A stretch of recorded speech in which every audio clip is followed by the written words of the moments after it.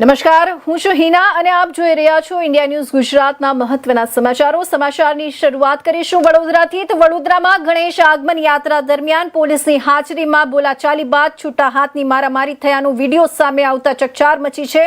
યાત્રા દરમિયાન કોઈક બાબતે બોલાચાલી થતા મામલો ઉગ્ર બન્યો હતો અને કેટલાક લોકો વચ્ચે છૂટા હાથની અથડામણ થઈ હતી.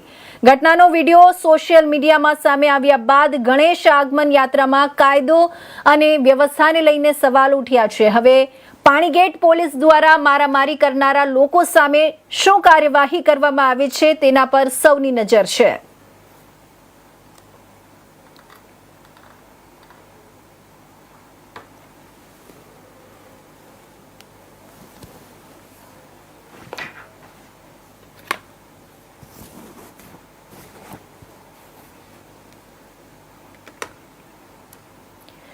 તો આગળ વાત કરીએ